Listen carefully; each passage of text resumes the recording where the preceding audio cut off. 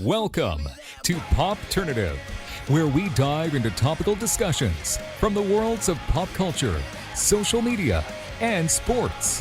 Here is your host, Peter Remoliotis, aka PD Beats. PD Beats here from Popternative, speaking to Madison Shamoun about The Lake premiering on Prime Video June 17th. Welcome to the show. Thanks so much for being here. Thank you for having me. It's pretty exciting. I mean, it's coming out pretty soon. Does it hit you that it's coming out this month? No, my sister, I talked to my little sister on the phone a few days ago, and she was like, I just can't believe it. And I was like, right, that my show's coming out? And she goes, no, it's a comedy, right? And I said, yeah. And she's like, well, you're not funny. I can't believe you're in a comedy. What? And that's when I was like, oh, right. Well, so it hasn't hit me. It's a comedy with serious undertones, right? And I feel like that's always kind of been around. But what's that like for you, knowing that it's a comedy, but there are like serious undertones with The Lake?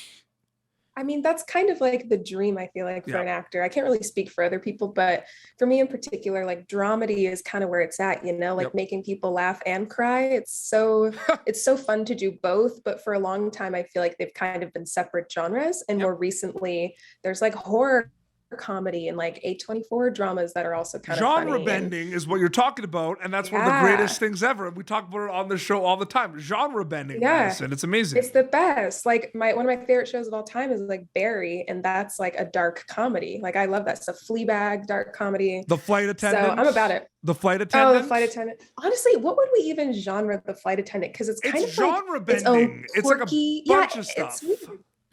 It's like quirky and dramatic, but I think it's kind of its own new, I don't know what that is, but it's special. There was some stuff in that show too that were like borderline, like almost horror elements, like when she woke up in the morning. Yeah, exactly. Yeah, for sure. Did you see The Baby on HBO Max? Yes, that I just did. Came out. Yep, I did too, and I was like, wow, like horror comedy, like straight up, it's good. It's so funny. I did an interview recently with someone, and I was kind of like alluding to that. I said, I find it really, crazy that like you chuckle sometimes at like horror movies because there's always like quirky characters, but I didn't say that part. So I'm just like, I find genre bending interesting. Like I laugh in horror movies. And she was kind of like, yes. You do? Like really? And I was like, no, like I didn't explain it properly. I meant like, there's always like quirky characters in horror movies these days, if you think about it. Yeah. Well, I think there has to be like comedic relief just because horror can be so intense, but also some of the stuff that happens in horror movies are just so outrageous and so outlandish that like that's what's funny too. Like this would never happen, and like that's what makes it funny. Do you also have any family members or friends that are just like they're not trying to be funny, but they are funny? Yeah, I have so many. Like they're just like the regular people, right? Like you watch a horror movie and it's just someone says something and it's just not supposed to be funny. Yeah, 100%. I love that. It's so great. This is the only question in this interview that I'm going to ask you that you're probably going to be asked like thousands of times, but I have to, right? What can you tell us? Throw it my way. What can you tell us about The Lake? What can you tell us about your character without super big spoilers? Because we want people to be ready for the 17th on Prime Video, but what can you tell us specifically? Yes. What can I say without giving things away? I guess I could say that the show is about Justin, played by Jordan, who plays my father, my birth father. And he kind of comes back from like a long stay / like scandalous time in Australia to spend the summer with me in cottage country. And they kind of come to find out that his stepsister, my aunt, has taken the deed to his father's house. And so they kind of are trying to like mend a relationship, but also get back their family cottage. So there's kind of a little bit going on there, some duality. That's way better than what you could have said. You could have just been like, there's a lake.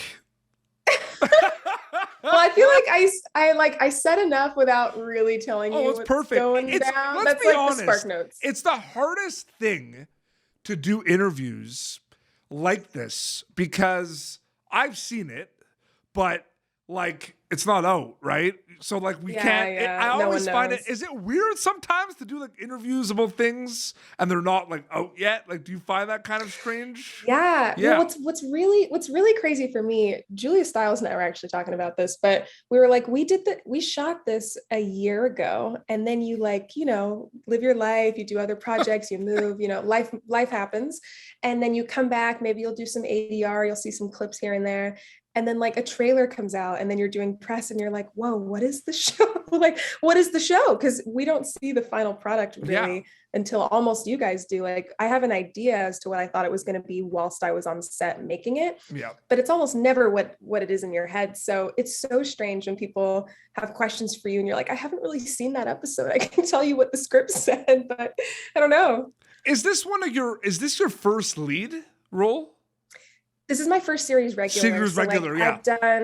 I've recurred on other shows. Yeah, no, I I've know done you films. recurred. I just wasn't sure. I was just double checking. This is your first series regular. Yeah, absolutely. Yeah, this is the first time I'm like number 1, 2, or 3 on the call sheet for sure. And I feel like it's like, are you getting used to the fact too? Maybe you and Julia also talked about this. There's like methods and like waves of like a show getting out there to the world now. Like it gets announced, right? Cast members announced for the lake on Prime. Then there's first look photos, not a trailer, photos.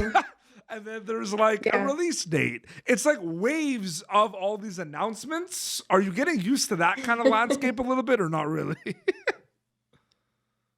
It is interesting because again, like I really feel like one project can take up to like 2 years of your life. Like from the first audition I had to like chem reads to then booking it, to then shooting it, wrapping it, ADR, then press, now like first wave press, second wave press, third, like it feels like there's so many stages, there's so many levels. And it's so funny when like I saw something the other day that was like, audiences are shocked to hear that a Marvel movie can take up to 4 years to make. And I'm like, I'm not shocked. Like, that sounds about right. That was actually a headline. I'm like, given what like that movie entails and what's in it and the CGI and the stage combat, like, hell yeah, it takes 4 years. That makes sense. Well, it's funny because I actually just wrapped a short horror movie that I co-wrote and produced like last week. Oh, cool. Congrats. And thank you. And small movie. We shot it one night, very ambitious. Nice. But like night shoot. The feeling of being like on a set and the fact that like your ideas and things are kind of coming to life and you watch a video village, I think is like one of the, like, it's like, I've never felt something like that before. It's like one of the coolest feelings. You know what I mean? Yeah. It's really nice. Like, I think one of my favorite things about this industry is that you're with like your people and you have this like community, whether it's like cast and crew, you're on stage and it's your director, your producers, like we're all just kind of like geeky TV, film, theater dweebs, and we all get to hang out and like make magic together. It's crazy. It's so crazy. And Madison Shamoun is a storyteller. That's what you do basically. Yeah. What excites you specifically about storytelling? Oh man, I don't think I can answer this question without going back to like when I was a kid. Yeah. I would like come home. I'm not kidding. Like every day in elementary school, after school, the first thing I do is like drop my bag, go to the computer, Google like PBS or Nick.com, and I would like watch shows, reruns, and I would Arthur, Anne of Green Gables. Arthur is like the greatest show of all time, by the way. It's the best. Oh, 100%. It's one of the best things ever. Continue what you're saying. Then we're talking about Arthur, but continue what you were saying. So you got home. PBS. We'll circle back to this. Yeah. Yeah.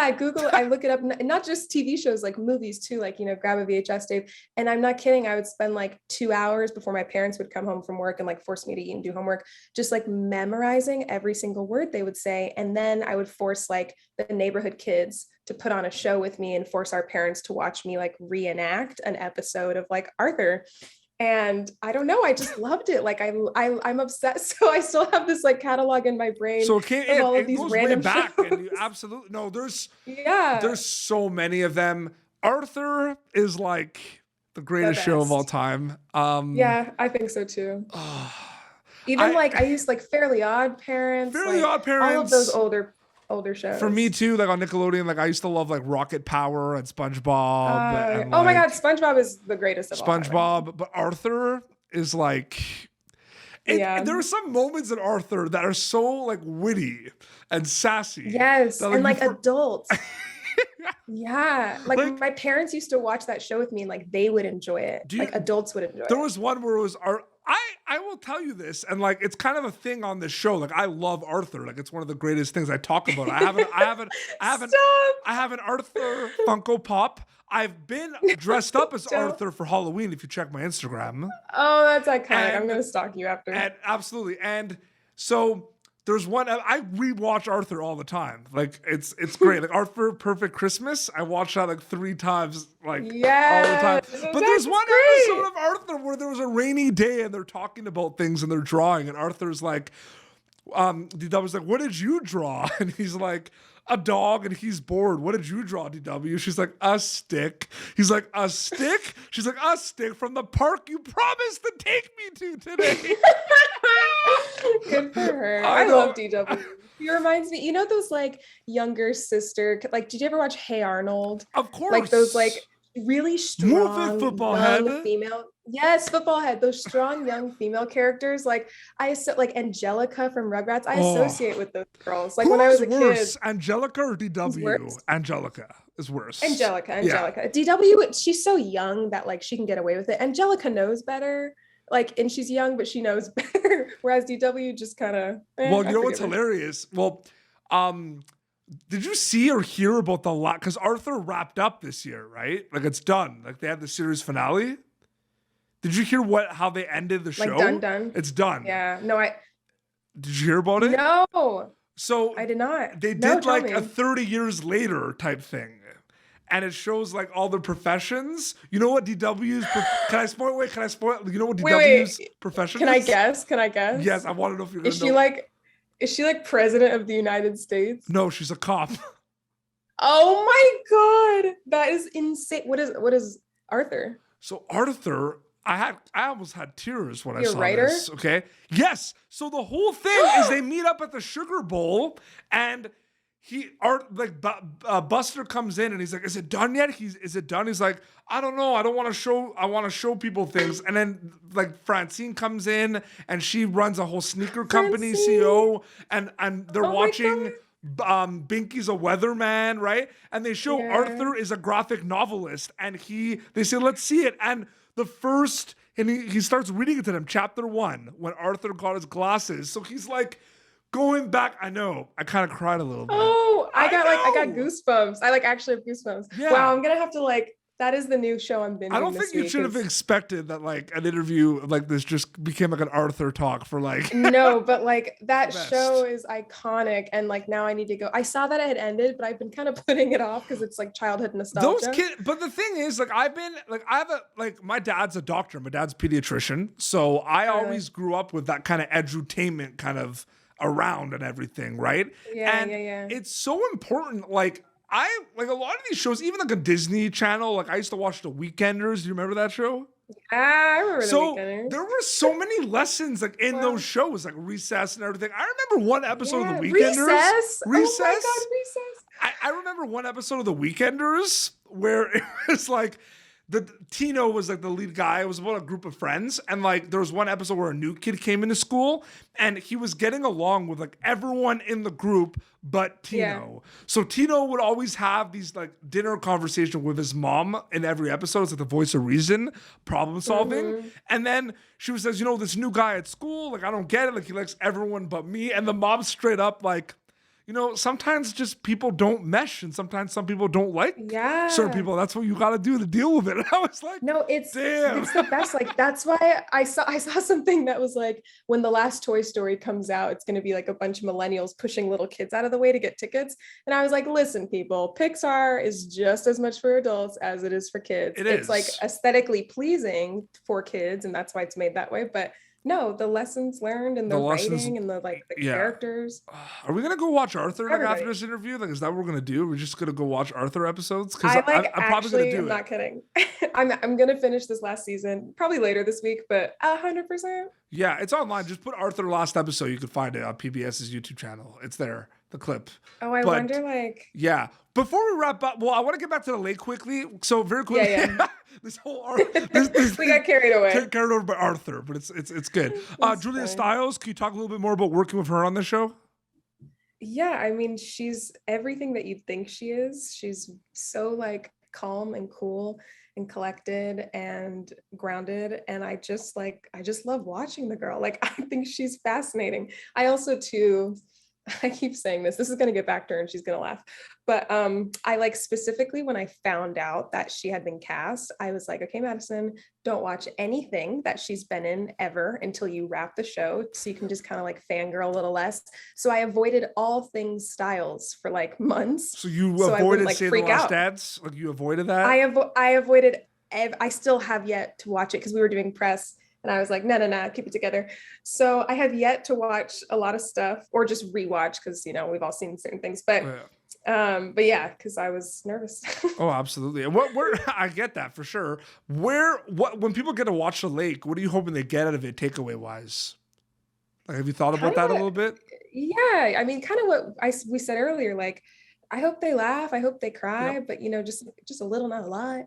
And I hope they just can see all the like love that went into this show, like blood, sweat, and tears. Like it's just, oh God, it warms my heart. I hope people feel the same way. Amazing. And it's coming out on the 17th on Prime Video. Madison, thank you so much for coming on Pop Alternative to chat about The Lake and to chat about Arthur. And Arthur, anytime. Next time I'm back, we'll do like a Hey Arnold or SpongeBob. Absolutely. Or let's be honest, we'll probably talk about Arthur again. Let's be honest. Well, yeah, I will have watched the finale by then. So yeah, 17th on Prime Video. They're going to be able to check that out. Where can people follow you on social media to keep updated with everything? Instagram?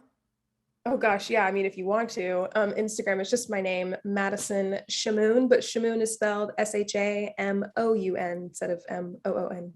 Amazing. Yeah. Well, this has been Pop Alternative, youtube.com/PopTurn for previous episodes. You're going to be able to catch Madison Shamoun in The Lake, premiering on Prime Video June 17th. Until next time, this is Madison Shamoun and Petey Beats signing off. Thank you for tuning in to Pop Alternative. Make sure to check out our past episodes of Pop Alternative on YouTube. Be sure to like Pop Alternative on Facebook and follow us on Twitter. This has been an Autograph Communications production.